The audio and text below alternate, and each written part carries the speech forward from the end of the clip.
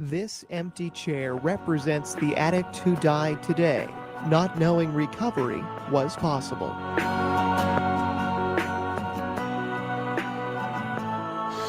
Hi, everyone. Welcome to tonight's episode of The Empty Chair. This is definitely going to be an episode that you don't want to miss because we're already out of control and the show hasn't even started yet. So just welcome to tonight. This is we do this podcast for the addict that didn't make it. Tonight's show is dedicated to Carl Gianelli. If you want to put up his picture.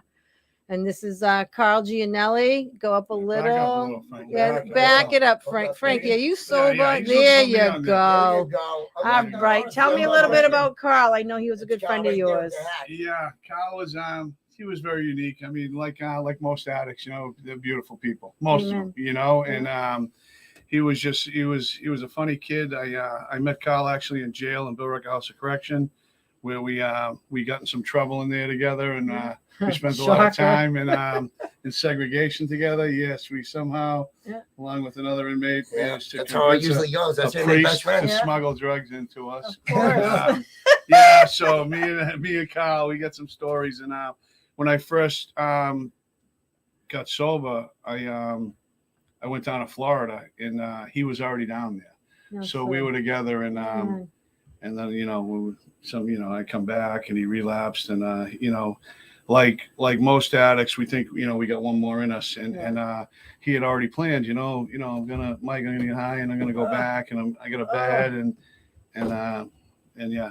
You know. And that was 2016 that he passed away, I think it was. I read his obituary, and he leaves a family that's still family friends that still mourn his loss. So his brothers are great, Christian and Franco. Christian actually is a licensed real estate agent now, and he developed a street. He named it Carl Donald Drive. His middle name was Donald. So trying to, you know, keep his memory alive. You know, and that's what this is all about. So tonight is dedicated to Carl Gianelli. Cool.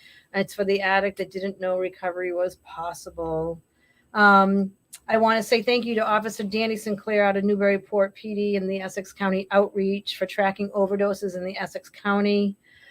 Since January 1st of this year, we've had 363 overdoses, and 32 of those resulted in death.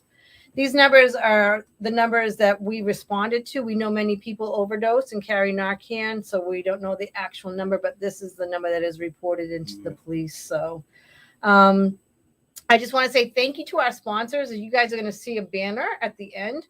All of these individuals are sponsors of the show.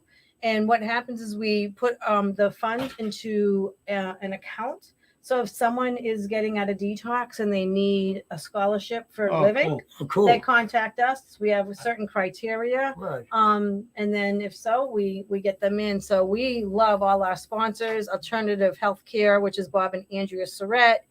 Atkinson Floor, which is Fritz and Family. Discovering Methuen. Thank you, Sid Harris, for all that you do for me. Enterprise Bank. Essex County Outreach, again, which is Officer Sinclair. Federazio and the Essex Flooring Company, Greater Lawrence Family Health Center, Saeed Coates at Haven of Hope, Harold Magoon and Friends at Lawrence Methuen Coalition, Meta Addiction. Josh, I got your check. Thank you, buddy. Title Boxing in North Andover. Let's go.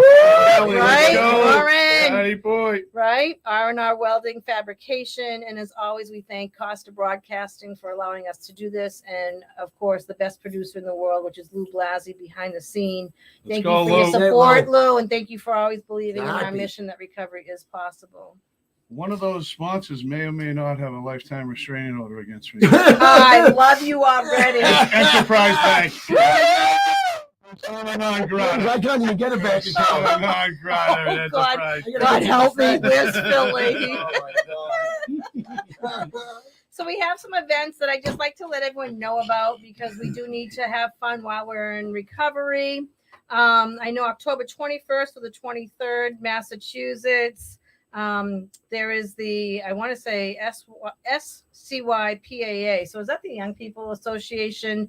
They're having a weekend, October 21st through 23rd in Plymouth, Mass. And you can go to mscypaa.com for that information. There's also an amazing Zoom for moms in recovery, and it's what's good about it is on Zoom, so anyone and everyone can go. And I have the information for that. That will be posted on MVP ASAP's Facebook page so that you can see this as well. We have Area 43, the inventory assembly, Saturday, November 19th.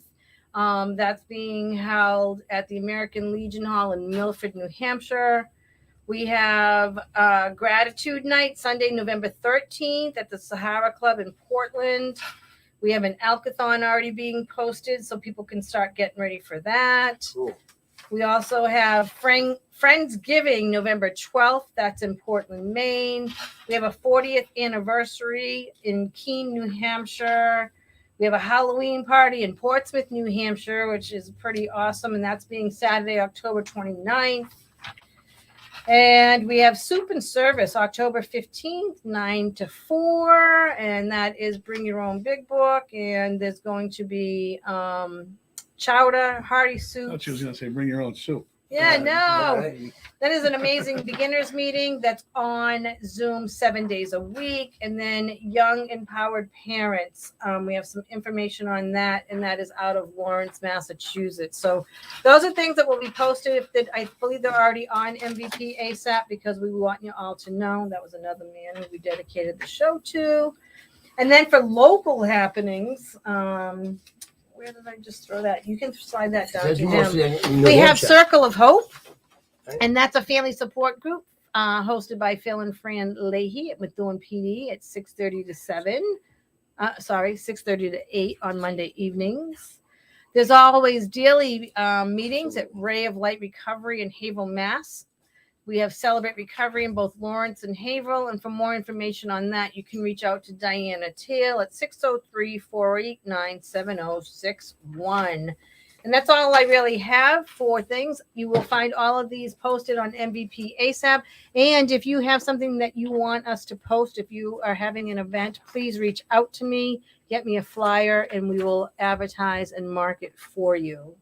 So that being said, this is my favorite part of the show is when I get to hear individuals, especially these two, where they came from and where they're actually out now, because they are both two individuals that are living recovery, that are helping others, and that are showing us all that we can recover. You know, we just celebrated September was Recovery Month.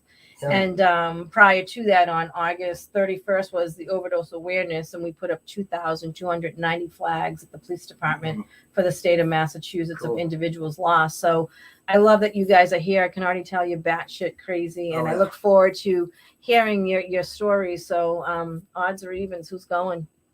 I don't know. You want me to go, Mikey? I'll Sure, play, go guys. ahead. Well, my name's Frank, and I'm an alcoholic. Hi, Frank. You know what I mean? And thanks for having me. You know, it's like an honor and a pleasure. It really is. You know, like for so many years, like I used drugs and thought I was a loser. You know, and he was always telling me, "You're a loser. You're a loser. You know, you're a good guy, but when you're on shit, you're a loser. Don't come around here." You know, and for me, when I use, I get the fuckets. I really do, and I go to jail. Yeah. You know, I got over 25 years incarcerated. Yeah. I'm basically state raised. Yeah. You know, and I used to think in my mind, like, I'm going to die in jail. Like, I'm not ever going to get out of jail and stay out of jail. I really believe that, you know? And like one of my greatest fears in my life was to be homeless or to die in prison. Yeah. You know, and I'm not going to do neither one of those things. Amen. I'm not going to die in prison, No, and I'm definitely not going to be homeless. no. You know, and like you were just raffling on all these people and these people that sponsor, that help out. It's a great thing. Like, there's not a family, I don't think, that's not touched by addiction, you know, directly or indirectly. You know, it's everywhere. Yep. It's an epidemic. You know, like, people are dying. Yeah. You know, I walk by Jay's store every day. People are sleeping on the gutter. You know, people are bumming dollars. You know, people that I know, like, and that I know that if they weren't using, they'd be decent people. Yeah. You know, but people that don't understand addiction see that and it's like, oh yeah, they're scum or whatever. They're not, man. They're human beings. That's They're right. people. There's someone's Like, son, daughter, That's right. And child. that's right. There's more Yeah. people behind it. There's a mother, a daughter, a sister, a cousin, a Yeah. child. Yeah. Like, that's somebody's father. That's somebody's son. Like, you're right. But, you know, that's why it's important for addicts to look out for addicts, because who else understands us better than ourselves, Yeah. you know? And you're talking about losing people. You're talking about people actually dying, like this gentleman here, this colleague that he passed away. Yep. Like Carl, he passed away. Yep. This disease doesn't care. Yep. It wants to make you suffer, and then it wants to kill you, and it doesn't want to do it in a nice way. Yeah. I paid a lot of years with my life. I hurt a lot of people. I hurt myself the most, and I don't do that today. And I mean, I'm a guy that I follow the program of A. That's just me. I got a power greater than myself, which I choose to call God. Amen. When I'm using drugs, I think I'm God. Yeah. I really do. I do what I want to who I want when I want. And that's really not the way I want to live my life. And I haven't lived my way that way in a long time. I try to do the right thing, and I do. I've been out of jail for 2 years. Amen. I'm on probation out of Lawrence Court. I'm on drug court out of Lawrence Court. I'm on urines. Like, I got the full gamut. The only thing I don't got is a bracelet and a leash on my throat. Yeah. But you know what? I'm doing what I'm supposed to do, so nobody can put hands on me. Holly Broadbent's a good friend of mine. And it's a great thing, like, because like I go in there and then I'm not scared, like, the cuffs are going on. Like, I usually walk in the front door and go out the back door. I usually come in the back door and leave by the back door. Yeah. It's the story of my life. I like having freedom, and I can't do this alone. Right. I have to have help, like programs like this, education for moms, like I took a picture of this. Like, I know a lot of women, you know what I mean? That, and I know it's a lot harder for when it gets over. There's a lot more that goes on when you're a female and you're using drugs, and I get it. Yeah. There's children involved. There's a lot of things involved. This disease, like, if I could put my hands around it and choke it, I'd kill it. Yeah. I really would. It's Satan. I really would. I'd kill it. Yeah. Like, and that guy, like, I did a lot of bad stuff. You know what I mean? I was a tough guy, man. Yeah. It was the one thing that actually kept me using for a lot of years. Yeah. The pride, I couldn't surrender. You know what I mean? I wanted to find a way to do So it. how did you? Why did you? I got beat down. Okay. I got beat down. I got old. I'll be turning 60 years in January. Like, I'm not a kid. You know what I mean? So I gave more than half my life away because I wanted to get high. Yeah. And I was a guy who had everything. I had a beautiful wife. I had a beautiful home. I had money in the bank. I was a union roofer. Like, I had properties. I was that guy. Like, I was a citizen. And you know what? One day I woke up after 13 years clean. I said, I think smoking crack's a good idea today. Wow. And I did. And then went out. And I caught myself. And then my wife got schizophrenia at the age of 50, full blown, out of nowhere. And I figured I got nothing to live for. Like, I can't fix this. One person I loved is gone. She's here, but she's gone. You know what? Like, I can't handle this because my whole life I never dealt with anything like on a serious level, like emotionally. Like, I just came home from jail. When I came home this time, I came home right when the pandemic started. Wrapped up straight out of the max. Yeah. I did 7 in the days. Came home from the max, and the pandemic was in full fledged. Like, everything was shut down. Like, it's hard just getting out of jail. Period. Then I was like, whoa. And those are my questions for you, because the statistics of coming out of jail and being sober, like this is so. How did you get acclimated back into it? Because I was sharing about Mark with you guys. With a lot of help, like guys like Mikey, like having a friend like Mikey that has a place. Like, I get out of jail, like Mikey's got a bed. And like, I ended up getting some funds that helped me get in the front door. Amen. Because I was doing well. I was the manager of a sober house. I came home for a year, put a sober house together, got it on the ground, was the manager, had free rent, got my license after 20 years, had a car, had $9 grand in the bank, had everything I wanted. And I thought smoking crack would be a good idea. Wow. Because my wife died while I was in jail. My mother died right before I got to 7 years. And my best friend who ran the sober house for 20 years died. I don't deal with stuff, like I said, emotionally, like that is close to the vest, like heart stuff. Yeah. I've never been taught how to deal with that. I either dealt with that, like taking violence out on somebody, like, because I'm hurt, I'm going to hurt you type stuff. Or I just got really high. I buried it. I try to kill the pain by doing that. I'm killing myself. But when I went on that little bender, man, I totaled my car. Yeah. I blew all my money. Yeah. I got thrown out of the sober house. Yeah. I got the manager's position taken away, and I told him I want to move. Because I don't think it's right. You know what I mean? Me being here and doing that. Everybody got to pay the price. The consequences are. So, and that's how I ended up at Mikey's house. You know what I mean? But for the grace of God, there was a bed there. And I've been there for a year. And I mean, things are good for me. Did you know him prior to? Yeah, I know Mikey for years. Because you knew each other in jail? No, we were never locked up together. We just knew each other. Yeah, like I'd see Mikey around meetings and stuff, him and Bobo. Because he knew Freddie, my buddy Freddie, while he grew up with him. Yeah. Freddie was a lifelong guy. Freddie Farley, rest in peace. There's a sober home in Lowell named after him now because he managed it for so long. Freddie's place. Yeah, nice. That was our guy. The guy was a sweetheart. He was like an angel in a human suit type guy. You know what I mean? Yeah. Like, didn't care about nothing besides like going to a meeting and helping another person. Yep. That was his whole world. No You kidding. know, like he was that guy. He was all hot. You know, he was the real deal. Yeah. And you don't see that much. And that's another thing about addicts. Like, you know, we're good people, like Mikey was saying. Like I think we're like some of the best people. Yeah, I agree. think, you know, I have met people who get off drugs that become like incredibly successful and mostly loved and liked wherever they go. Yeah. Like I've been thrown out of a lot of places, man. I've never been thrown out of AA. Amen. I got thrown out. But that's a yet. I got thrown out. I have. I got thrown out of the bridge club. I've been thrown out of state prison. Like I've been thrown out of the Mystic Projects and some of them. Like, I've been thrown out everywhere. But you know what? Addicts have a forgiving heart.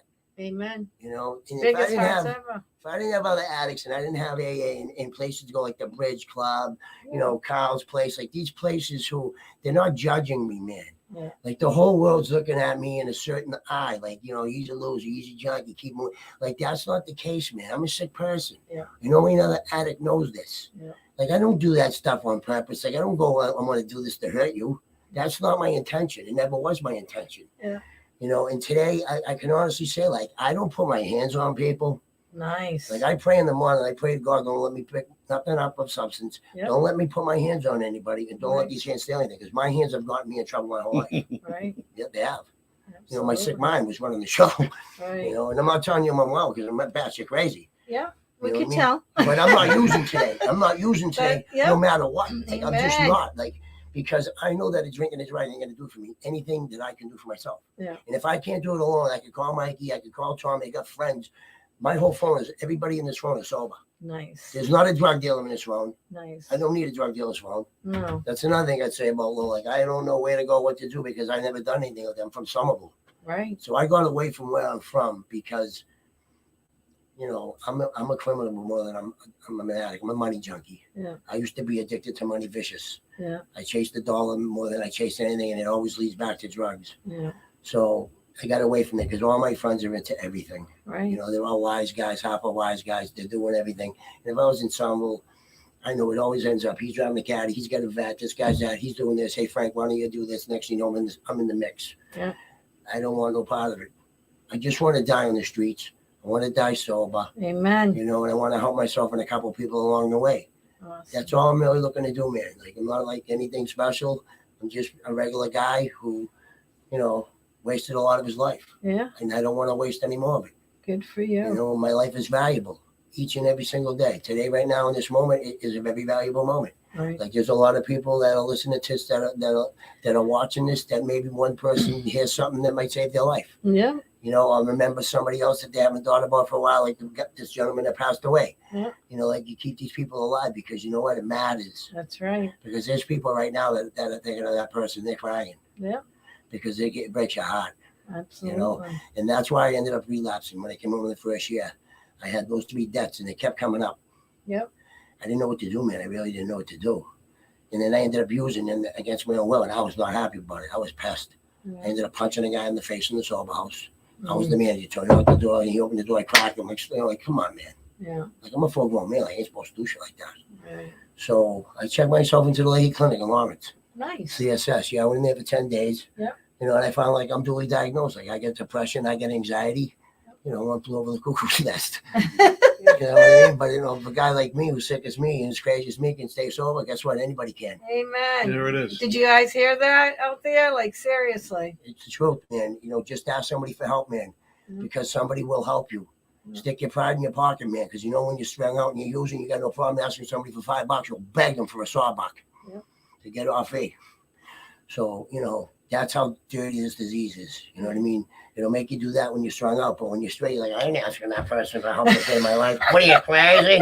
You'll think I'm weak. Yeah. You know, I used to think shit like that. Same here. You know, and I'm not that guy no more. Like, I'm going to do what I got to do to save my life. Amen. You know, and if I see somebody doing something wrong, I'll speak on it because I was a guy that wanted to save everybody. Yeah. Because I got a big heart, and I don't really want to see people suffer, decent people. But I found out I got to worry about me. Right. And if I'm not okay, then nothing's going to be okay. Yeah. And only I get to choose what that means okay for me. And that means a roof over my head, clothes on my back, food in my stomach, a couple of bucks in my pocket. I got a car. I got a Life is beat a good. shit box. You know what I mean? I'm happy as a clam at the thing. Amen. You know what I mean? I'm in a car that costs $1,000 to drive, shake, rattle, and all. You know what I mean? To drive around with brand new cars. Yep. Like, I don't give a shit, man. Like, Yeah. I'm happy, man. I'm free. I'm going to be That's on it. probation in 3 months, 2 Really? years, drug court. Like, come on.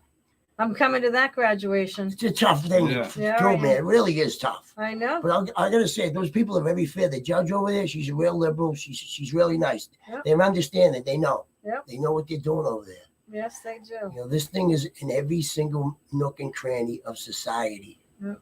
It is. It's killing people. It's killing people's sons and daughters. And I know. it's not killing me today. I You know. know, and I'm glad that I'm here. I'm Yeah, happy thanks that for you're having here. me. Thank Yeah. you so much. You know, You're an absolute breath of fresh air. yeah, thank you. You're a miracle. I And am. We just all are. listening to your story Yeah. and where you're at now. So do you work? Do you have Well, family? yeah, I never worked my whole life. Yeah. I went to work when I turned 40. Yeah. I didn't get a driver's license until I was 42. Nice. I stole every dime I ever made. Yep. You know what I mean? I was a millionaire 3 times in my life. Yep. You know what I mean? I was happy maybe once in one decade there when I was with my wife. You know, I was with my wife 18 years.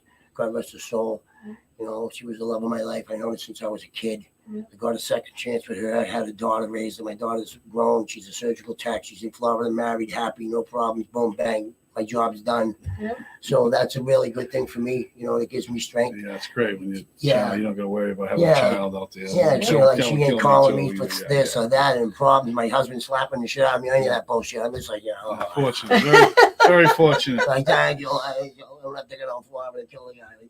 Nice. But yeah, like I'm a guy who just I was taught wrong everything I did. Like I was raised up with Irish mobsters and some of them. My mother was a mobster. My father was a mobster.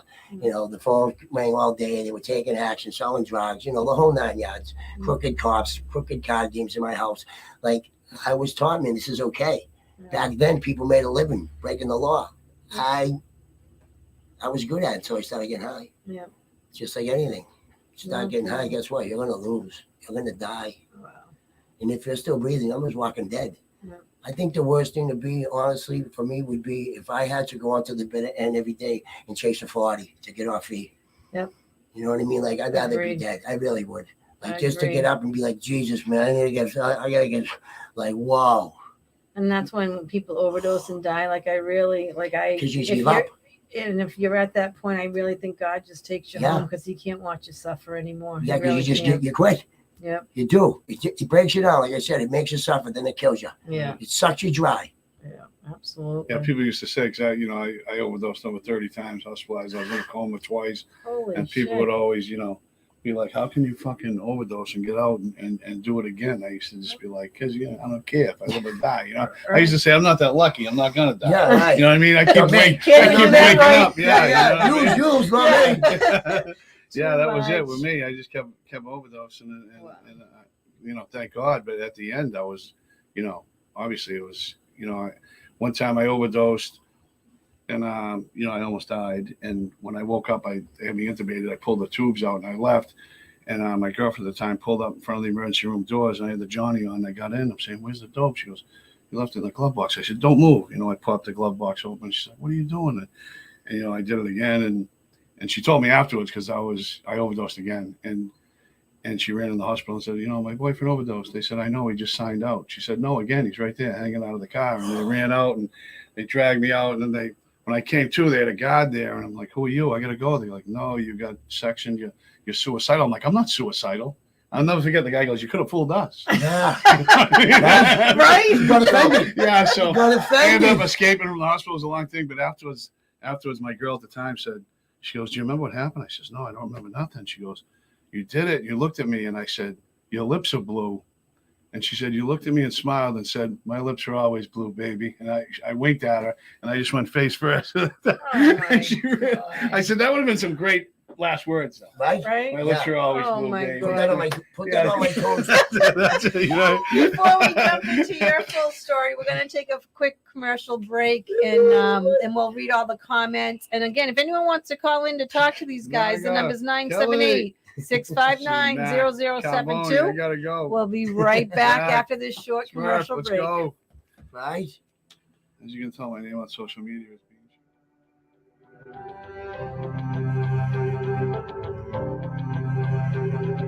Haven of Hope is a faith-based 12-step recovery home for women seeking a loving and structured lifestyle to help them persevere over addiction. Our sober living house offers women an opportunity to gain life skills, coping mechanisms, and personal growth so they may return to their home or working field as productive members of society. Haven of Hope's approach is based on fostering a structured, faith-based life with a core component being the 12 steps from the book of Alcoholics Anonymous, for with God, all things are possible. Contact Haven of Hope at havenofhopemethuen.org or call 978-258-3982. That's 978-258-3982, or visit us at 82 Union Street in Methuen. Hi there. My name's Phil Leahy, and I do the Empty Chair show here. And as much as Fran and I have enjoyed doing this show, our real passion is with where it all began, the Circle of Hope, my support group for the families of addicts.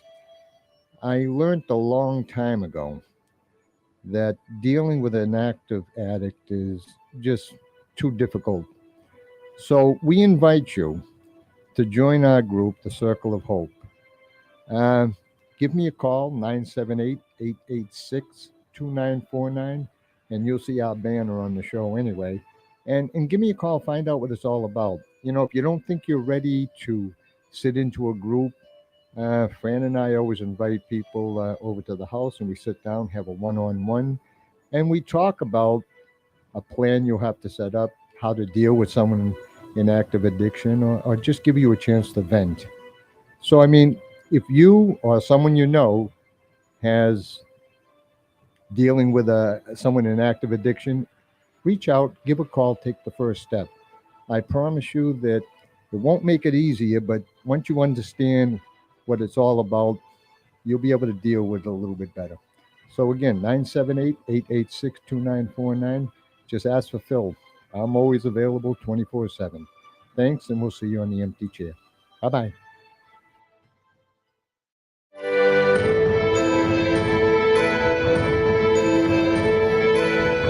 So welcome back to the second part of the show, and it's going to be hard to top that first part of the show because you are a miracle, and I look forward to having you speak at other things in my life, and I look forward to coming to your drug court graduation. That'll be good. Yeah, I know everyone over there, and Cool. I used to be involved in it. Before COVID, I was there every Wednesday. No, that's right. Every Wednesday. Yeah, and I would sit in the back and see how everyone's doing and make recommendations if you all needed it. So I'm very close with that whole team. Like a team. Yeah. Very much Yeah, so. I got the guy from the Garmin House I speak to all the time. He's part of it, like, too. Yeah, Yeah. awesome. That's where it started, South Boston drug court, right? The original, yeah. Yeah. Yeah, It then it was went Z. I to, forget the judge's name, but I know. yeah, I did the one in Cambridge. Simeon, right? I think he was the very Yeah. first one in the And then it country. was that Lee on Burke HBO. out of Yeah. Cambridge. Yeah, and also Lawrence just started a And then- mental health court, Yeah, that's which right, we they got the- finally Really? we Yeah. needed that because That's we big. just had drugs and we're like, half of it's Yeah. mental health. What More came than half. first, the chicken or the egg? It's more than half. Yeah. I agree. It's more than half. I agree. Absolutely. So I'm going to hand it over to you, my friend. Very nice to meet you. Thank Nice you to meet very you. much for coming to Title I Boxing, where they were doing a fundraiser for Yeah. MVP ASAP. I remember that's where I caught my glimpse of you, and Patrick's like, you want him on the show, and I Yeah. was like, yeah. So thank you so much for I coming. won the main prize, Welcome. 4 Yeah, you tickets did. to the Sox game. You I know. did? And I leave the Sox game in the 8th inning, and Adrian Gonzalez hits a home run, like a 3-run shot to win the game. No, Yeah. sir. But, I mean, they're not even the playoffs. I know, I was supposed to go to the game, too. I walked out Oh, right in the 8th inning, bottom of the 8th. Too funny. I'm outside, you hear the crowd go crazy. Oh, what They just want to get a base happened? hit, you know what I mean? Yeah. Because they've been so terrible this What's his year. name got a jacket, though? He was happy. Oh, yeah. Adam. Tip. Nice, No, Brian. Brian. Yeah, Kronowski. nice. Blazinski. Yeah, good kid. So welcome. Thank you. Tell us a little bit about yourself. I know you have a shit show of a story as well, and when I look at you now, you look healthy. You look like an Irish kid right off the streets, and Yeah. so I'm really interested in hearing about you. Phil Maloof, my guy.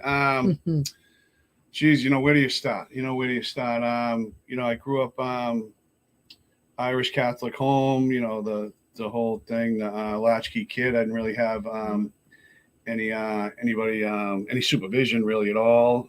Parents were divorced young. My father was a madman. He was a bartender and a bookie, and I'd like to call him an alcoholic, but the guy still goes to the bar 7 days a week and drinks from like 3 to 7. Gets up at 5 in the morning, goes to the gym for 2 hours.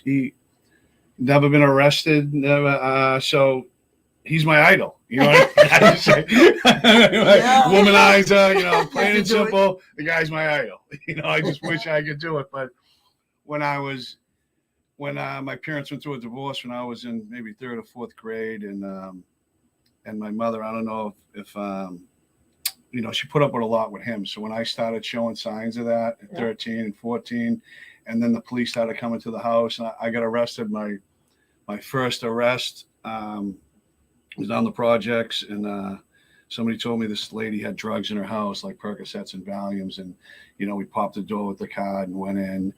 And I remember grabbing a bunch of pills on top of the fridge in like 14, 15 with Kevin Boutet, who hung himself at Walpole. One of my best friends. Was my best friend growing up. I was there with him, he died in Walpole 4 years ago on Christmas Day. You know, me and him, you know, I break in this house, and I remember getting the pills, and there was no Perks or Valiums there. So I said, come on, we got to go back in and get something. And I remember going in, I could see like a TV light on, and I'm little, I'm crawling, and I could see like this lady's feet. I could see a purse next to the bed. So I reach in, I'm sliding the purse out real quiet, and this lady lets out a scream that I hear today. Yeah. You know, and we ran and we got chased, and my friend got caught, and the police ended up at my house afterwards. And I remember my mother, I says, Mom, I've been in bed all night. And she said, I'm not lying for you. And I'm just like, oh, I'm done. So I remember the police officer, my father was real well known in the city. Like I said, he was a bookie and a bartender. The police officer drives me down around the corner of the projects, and there's 2 guys standing under a street light. I didn't even get out of the car, and he goes, that's fucking him, you know? So the cop goes, what's your name? I said, Mike Lee. And I'll never forget it. I mean, this is 84, right? Yeah. 83, 84. The cop spun around in the seat. He said, tell me you're not Tommy's son. Yeah. And I said, yeah, I am. He goes, why didn't you fucking say something? You know, it was those days where he would have said, get out of here. You know, he's like, it's too late. I can't do anything. Yeah. And they brought me into court in the morning. I remember it was like this big deal in the courthouse. Like everyone's talking, looking at me. I go, what's going on? And the lady was paraplegic. Oh, so they got me for, I had no idea, but I was like a leper after that. You know, my first arrest was a doozy. Still trying to live that one down. Home invasion on a crippled lady. Yeah. No bail. Bye-bye. First arrest. Come home 6 months. For the pill. Come home 6 months later, and I was that kid, you know. Oh, here comes Mike. You know, let's get out of here. Across the street, you know. So I feel like, you know, that I rolled with it, that reputation. You know what I mean? With the girls, he was a bad kid. He was a bad guy, and I it just made things worse for me. And I got home, and I was arrested shortly thereafter. Again, and you know, committed to DYS. I was 18 and recommitted, and then my mother one day I come home. I was like 15, and this wasn't very chic then, you know. Right. The restraining order on your own child and the child in need of services thing. She literally, you know, and I had nowhere to go. And my father at the time had a 1-bedroom apartment. I'd stay with him, and he'd be like, hey, I'm bringing a girl home tonight, beat it. So I'd be wandering around the streets, 14, 15, you know, 5, 6 in the morning. I mean, you know, going by the house, waiting to see his car leave so I could go there and sleep on the couch. And then, you know, shortly thereafter, I get arrested again because I'd always, you know, I escaped from DYS, and it was pretty much in and out, in and out, in and out. And then I escaped from DYS when I was 16. And a week later, I turned 17. I stole a car. And I was drunk with 2 of my friends, and I was driving down the street, and it was a narrow street, and there was a police car in the middle of the street, like facing me. I didn't realize I was going down a one-way the wrong way. And I was so drunk when I saw it, I went to hit the brake. I'll never forget, it was a Dodge Dart. Oh, Jesus. I went to hit the brakes, and I hit the gas. And went, whoop, wham, head-on collision, police car. Get out and run. I love you. Get out and run. My hero. Yeah, so I'm 17, 3 days before this, I get arrested. Drunk driving, lost your motor vehicle, leaving the scene of an accident. So I get out on bail, and 2 weeks after this, drunk again. But I'm not an alcoholic. I've always swore by that. I'm a drug addict. I'm definitely not. You know what I mean? So I'm drunk again, and I break. I mentioned on the way here, he said something about a Hyundai, and I said Panasonic Digitals. When Hyundais come out, they have these stock Panasonic Digitals. And I used to steal car stereos. Yeah. So I'm stealing this car stereo. And these 2 guys come running out of the house, and I get out of the car, and I'll never forget, I had a pair of vice grips in my hand. So I turned like I was going to run, and I spun around, and I hit the guy with the head. I hurt him bad. I split him open, and he dropped like a stone. And I spin around. The other guy goes like this. He grabs my wrist, and I remember literally going like this, like with the thing Head shot in his him. head, Yeah. and he bear hugged me and like foot swept me to the ground. And this guy beat me, Yeah. So the police come, and I just got arrested for hitting the police car 2 weeks before. I just turned 17. So I get to the police station. Are your parents impressed at this point? Oh yeah, my father goes. My friends on the bar used to be like, "Good job, Tommy. Good job." So I'm at the police station. I got a beating, and I get to they get me out of the paddy wagon, and they're like, "What's your name?" And I'm just not saying nothing. Yeah. So this cop comes up and ended up, rest in peace, Pete Pollard. It ended up being a friend of mine's father. I didn't know it. He's this big cop. He had mitts like this. So he says, "What's your name?" And there's like 5 cops around me outside the paddy wagon. So I'm not saying it. He says, "What's your name?" Not saying that. He turns like he's going to walk away, and he hits me with an open hand, fucking slap, right? Like this guy had hands like this, right? I'll never forget as long as I live. My head hit the paddy wagon, bounced back, and I went, "Mike Lee, 5'2", 6'9", 015, 6'6", 94, 8 and out. And they all burst out laughing, and he goes, "Some guys gotta do it the hard way." You know what I mean? So I get to the booking window, and the cop comes over and grabbed my sweatshirt, and ripped it off me, took the string out of my pants. It fell down around my ankles. I'm beat up. I'm like, what the fuck? So I bail out. Next morning, I go to court. I haven't gone home yet. I'm like, oh my God, like I'm staying with my father again. I'm like, oh my God, I just turned 17. So Dickie Eklund's in the courtroom. It was like family with me. And I'm waiting. And back then, like once a week, they put someone's picture in the arrest log. Yeah, like to embarrass you, like So I'm waiting. I'm not thinking. All of a sudden, I'll never forget the son photographer's name. Lowell's son. His name was Michael Pigeon. If you're out there, Michael you got Pigeon. me, Mike. So they call my name, and I'm walking up to the judge, and all of a sudden I hear, and I'm like, what the fuck is that? I turn around. This guy's got this big, camera with a fucking leg about this long. I'm like, he gets me like this look, and I gotta go find this picture because it's in the archives, right? Right. So now I go home the next day. This is like Friday. I go home, Saturday, Monday, Tuesday, nothing. I'm like, thank God. Wednesday, I go home. My father goes, "Hey, asshole, look, he's got a cutout on the refrigerator, right?" And I had a shiner like Tony Canigliaro. And it's got the picture of me like looking at the photographer with the shiner. And it said, "Michael Lee Beanie in the nighttime, felony, assault and battery with a dangerous weapon, pliers." My father's like, really? So then I went to court shortly after that, and they were like, "Listen, we'll offer you 6 months right now, Burkhouse correction. We'll wipe out your DYS time. You're on escape from then." And I just turned 17, like, 3-4 months before. And I'm like, wow, going to the big house. Yeah. Barica then, was crazy. Barica then, he was like a hero. With Frank Williams, Really? It was crazy. I was the about toughest Rick? guy in the building. Oh yeah, he was. Yeah, this guy. Okay. He's like a legend in Massachusetts State, in the annals of Massachusetts Department of Correction. Hearing his name from day one. But yeah, going in that place at age 17. Scary. Yeah, it was a scary place. But luckily, it was a lot of guys from Lowell and a lot of guys from Somerville. A lot of good guys. And once again, I got out. Dead. Yeah. Yeah. A lot of guys. You guys dead. are lucky that you're not 2 of them. Both of you. Said it twice. Yeah. Miracles. And once again, I got out, and same thing. I was that guy. I was. I was a criminal, basically. You know what I mean? I was always, from when I was a kid, my father was always in the bar rooms. And as long as I can remember, my friends, they all had shine boxes. I didn't, but, I might have been with them in the bar, shining shoes. And then we'd get bricks of firecrackers, the Thundercat, the Black Cats, and the Thunder Bombs. I'd sell them 25 cents a pack and sell the bottle rockets. And then I sold joints and then mescaline and acid. And then when I was 16, 17, I started selling coke. And so I was always in that life. If I wasn't stealing something, I was selling drugs. And like he said, I never had a job, so I get out again when I'm 17. I start selling coke again. And I did really well. I did really well for a while. And where I grew up around the neighborhood, there was a lot of heroin and a lot of prostitution. And it was like,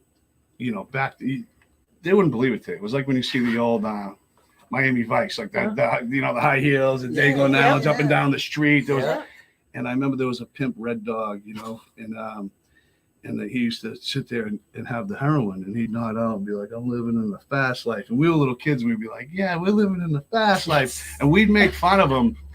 But I was always around heroin. I sniffed my first bag when I was 15 years old, but I always had the frame of mind like, you can't do it 3 days in a row because you catch a habit. Yeah. Like I'm smarter than these people. Right. You know what I mean? Yeah. You know what I mean? Yep. So I do a bag, once a week, for years. For years. I fucked around. God. And when I was 23, 24, I met some guys, some Mexican cartel guys from Tijuana, from San Diego. My friend lived out there. And I met them, and they, want to start sending me coke and weed.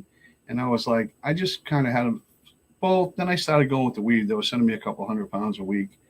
And, little did I know, I had a, phone tap on my phone, and, the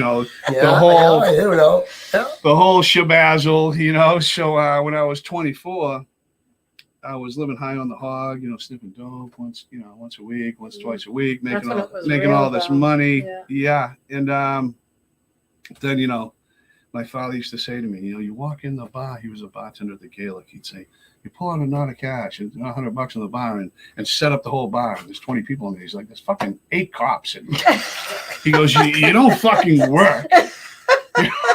What are you, an asshole? You get pissed. And so then they, I get a call one time, my son's mother, and she says, oh, my son was at his aunt's house. She goes, oh, bring your son some medicine, So I went in.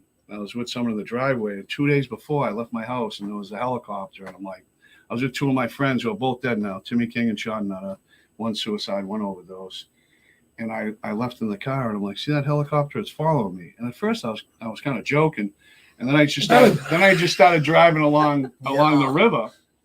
And it was there. It was way up high, It was there. It was this. And then there's in Lowell's Bridge Street. I take a left on Bridge Street. It goes all the way up to Pelham. I take a left.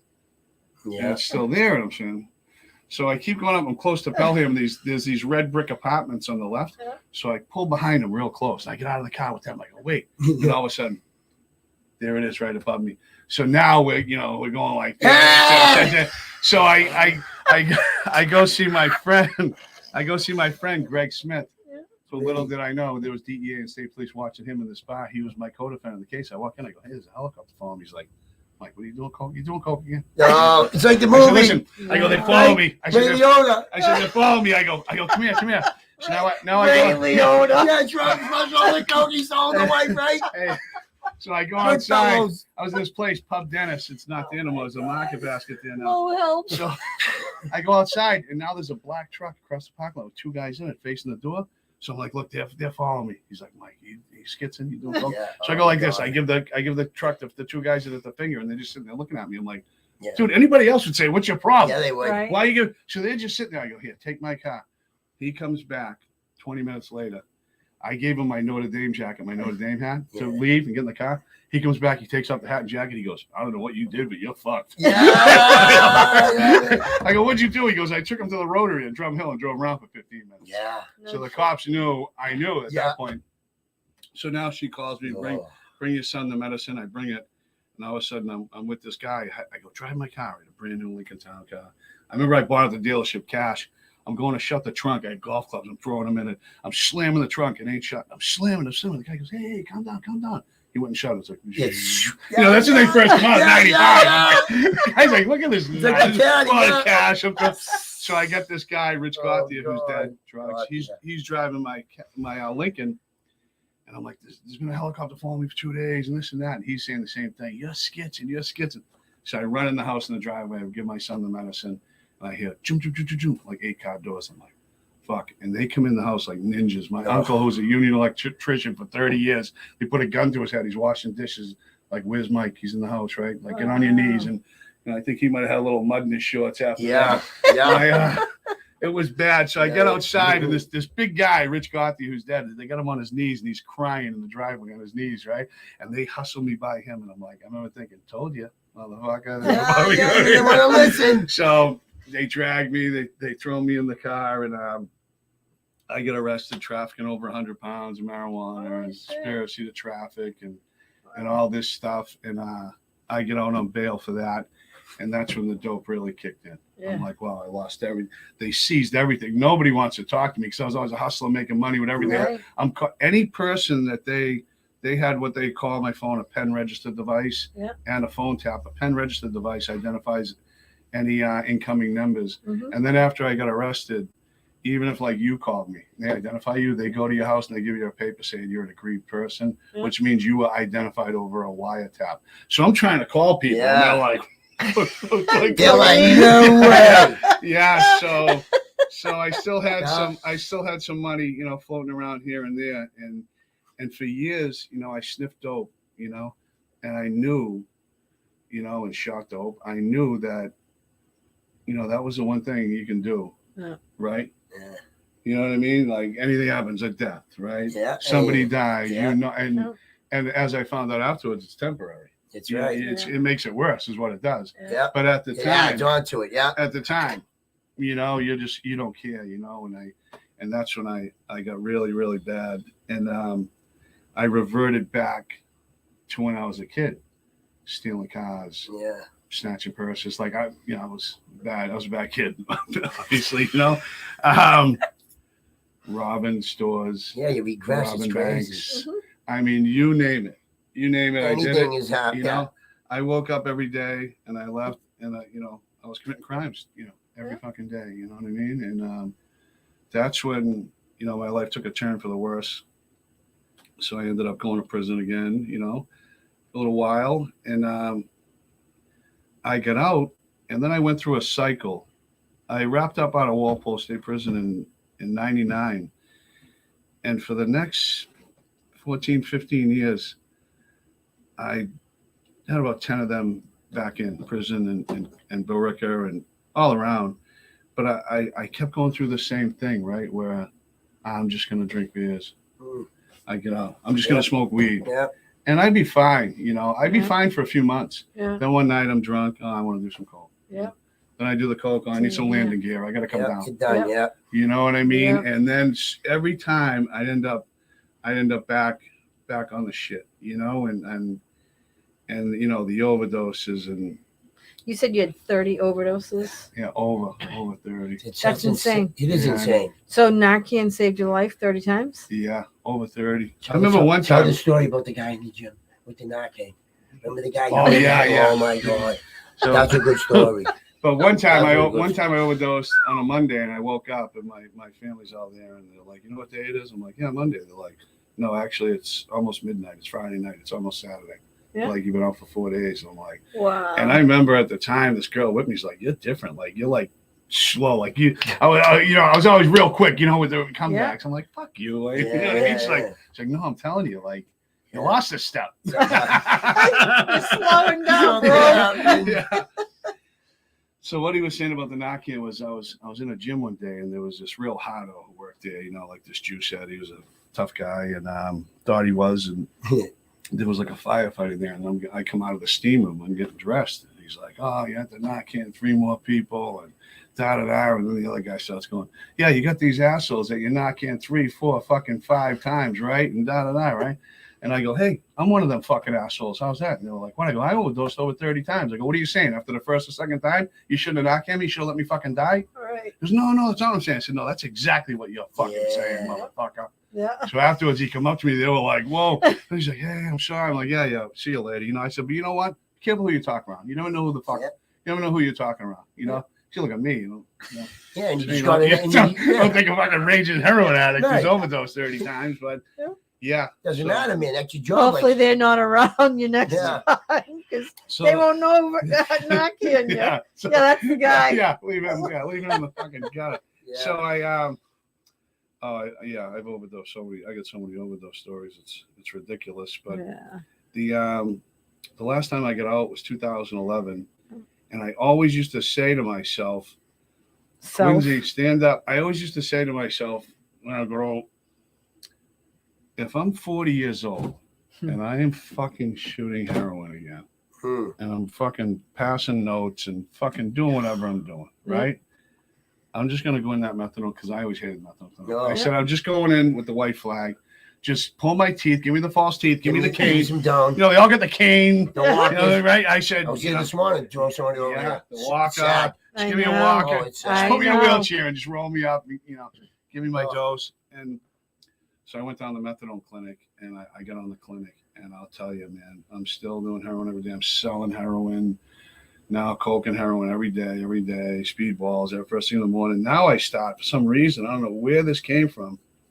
Every morning I'm going to the package store and I'm grabbing 5 nips of that. It was like the knockoff Baileys. It was like Molly's. I start the day off with that, like 6 of them in the coffee, shoot it down, Yeah. half pint of schnapps, the clinic, you know, Yeah. the whole shebang. And then after like a month or two of this, I remember going to the package store one morning. It must have been like a Sunday, and I pulled the door and it was locked. I remember I was like, panic and like rattling.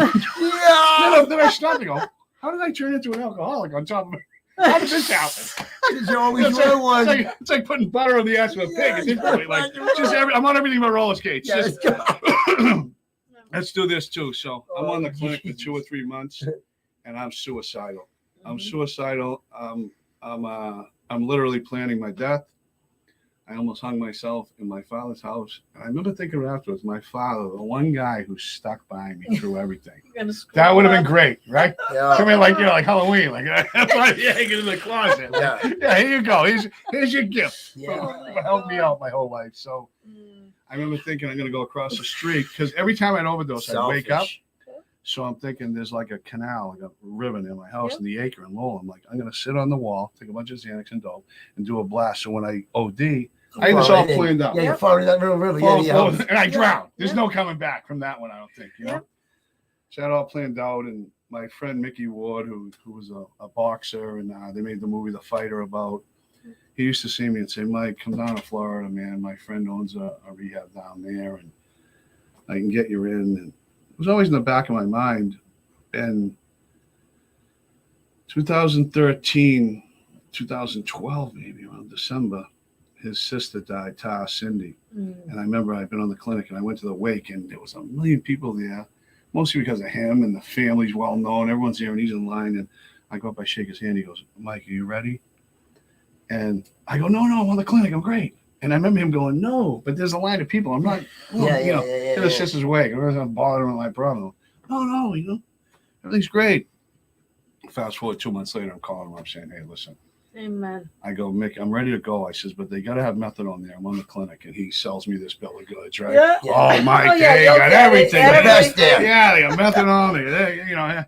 He brings me into Florida. He walks me in this place in Deerfield Beach, the Florida house. And he says, "Mike, this is the last time you're going to do this." And I'm just like, I remember he goes, he does it great. You got to look at it. I'm a mess, So I walk in, I wake, I'm green, puking the next day. I go, "When do I get my methadone?" They said, "We don't have methadone." I mean, like the world, like a movie, like Like, no.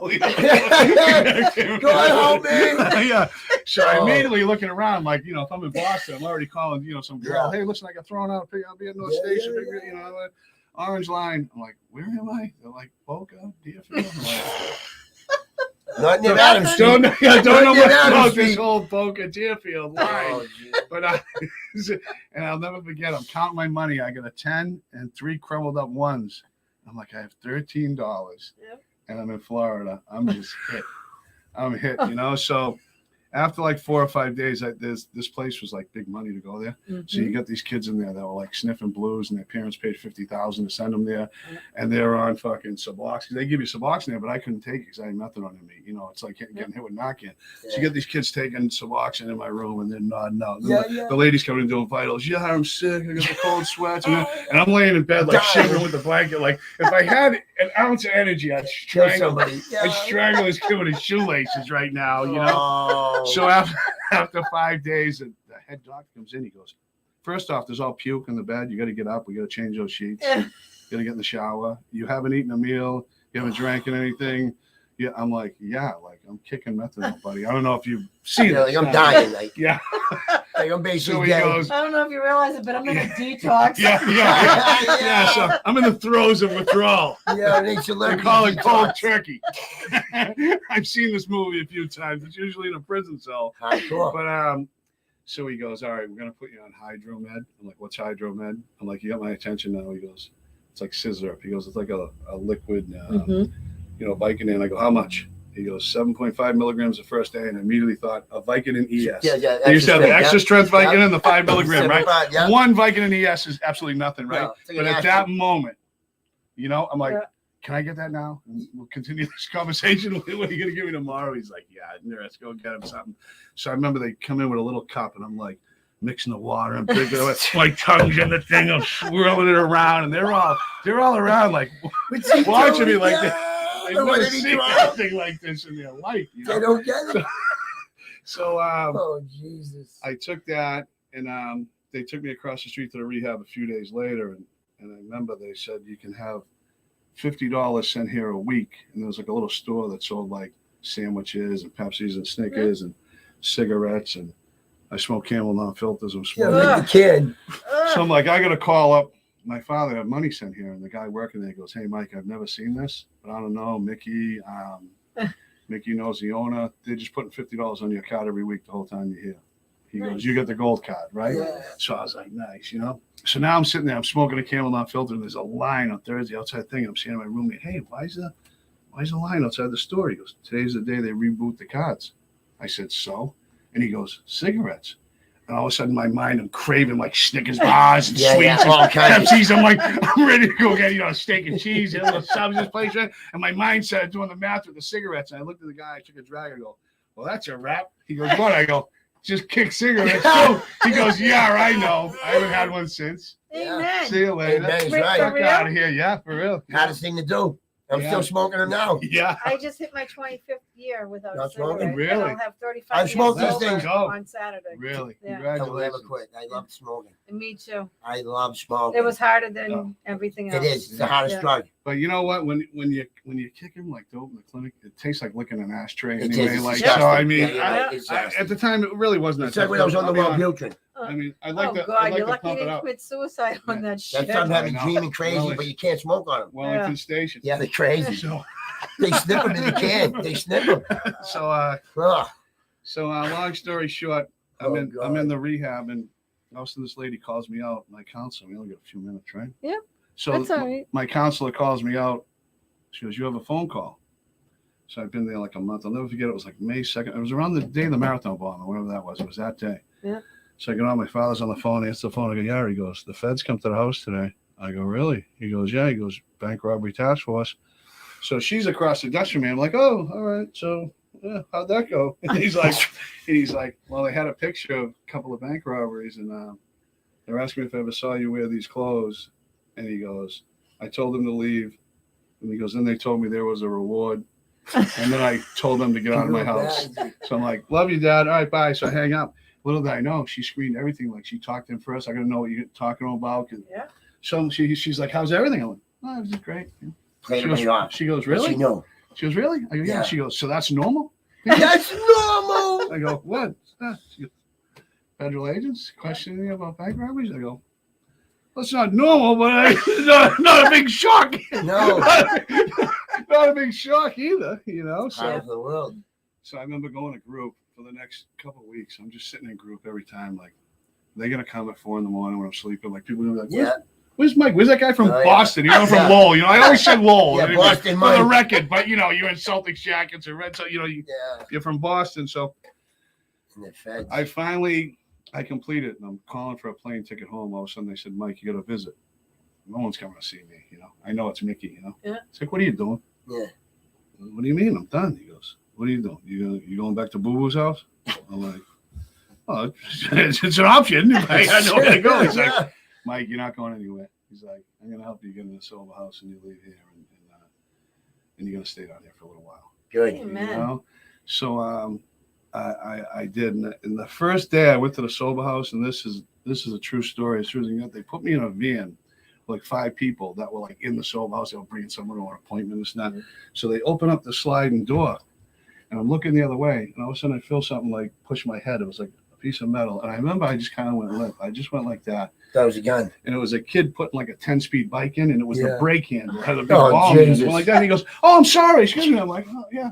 Don't worry about it." I remember it seemed like 10 minutes, right? My whole Right. life was just like, wow, it's over. Yeah. It's over. They're coming to get, you know what I mean? Yeah. And I'm done. And I'm like, whoa, I snapped out of it. And I did the sober home down there, and I ended up getting an apartment down there. I stayed down there for a while. Good for you. And when I was down there, I was in a restaurant with a friend of mine, Gary Boyle. God rest his soul, just recently died about a year ago from an overdose. And we were eating, and he goes, "See that kid? He was a smart kid."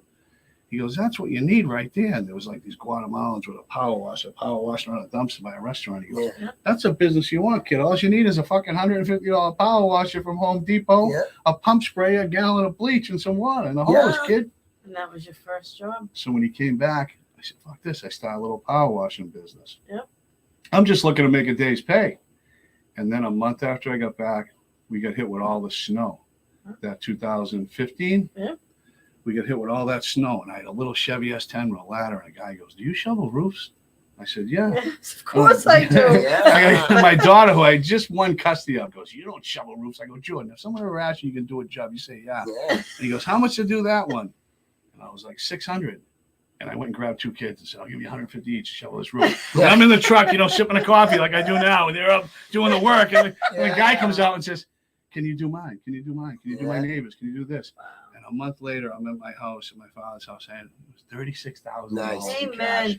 And one of the kids working with me goes, "Mike, you know how many roofs are getting destroyed?" Yeah. He goes, "When this thaws out, you know how many people are going to need roofs?" He goes, "People are up there hitting it with axes, breaking ice dams, drilling holes through it. Yep. They're shoveling up against the grain, ripping shingles off." Yeah. It was like a light bulb went off my head, just like when the kid said about the power washer. I said, "This bastard's got a point, Yeah. So I went and bought a truck. So I had 2 trucks now, and I got workman's comp insurance, and I started the roofing business. Yep. And I did pretty good for a couple of years, and I saved some money, and I bought the first house and opened Carl's Place. And Amen. I named it after my friend Carl Gianoli. Amen. Yeah, no looking back. Amen. And how many years has it been now? St. Patty's Day was 9, so hopefully this St. Amen. Patty's Day will be 10. Amen. Nice. And then I know we're at the end, but Oh, tell us a gosh. little bit about the sober house. How many men does it take? How does someone get referred there? Are you MASH certified? Yeah, I'm MASH certified. 12 beds now, and I just bought another home. We're gonna have another 13 beds In Lowell? in this other one, in Lowell. And Awesome. oh Jesus, maybe I shouldn't have put that out there. The neighbors are signing petitions against me and But you have everything. NIMBY not in my backyard. Like, you can fight them. Yeah, I know. Yeah. No, they can't do nothing. There's no No. zoning requirements. just don't like it. I They know. make it difficult. So what? Yeah, they make it difficult. Because so they maybe look I'll down sell on it. us. They don't like Maybe it. I'm gonna sell this. Yeah. That's right. We're Yeah. gonna You know sell what? that They don't one. like You're it, looking right? for a house, Until give one me of a their call. kids needs a bed. Yeah, I know. And And they that's love the it. truth of it. Yeah. It's the truth of it. It used to be one. If there was 5 houses on a street, 1 out of every 5. But Yeah. now it's if there's 3 houses on a street, it's 1 in every Right. 3 has. There's a hardly problem. any houses for females. Yeah.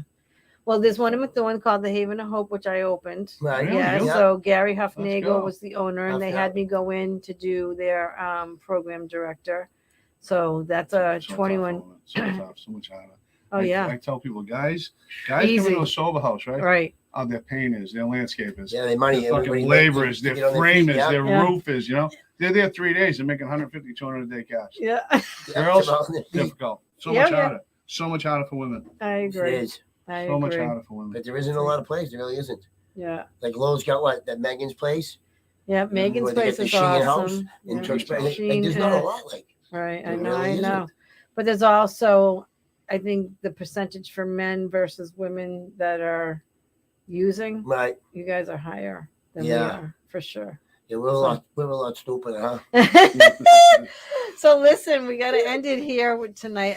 I want to thank you guys for your transparency. I thank you so much for showing people that you guys let people do recover, Yes. because you two are miracles. So thank you so much for being here. You can go back and watch this later and laugh and share Yeah. it with people and look at the comments that were given to you, because people are really How are you? Yeah, right. shoot, being shooty. Yeah, we Being didn't get to that. Yeah. Yeah. So That's thank all. you. And if you're That's all. struggling, please reach out, because recovery is possible. We are here for you. And I just want to say, until we see you in 2 weeks, you'll have Phil Leahy back on the show, and you guys will see me next month. And until then, good night and God bless. Yeah, Thank you so absolutely. much. Thank you. Thank you.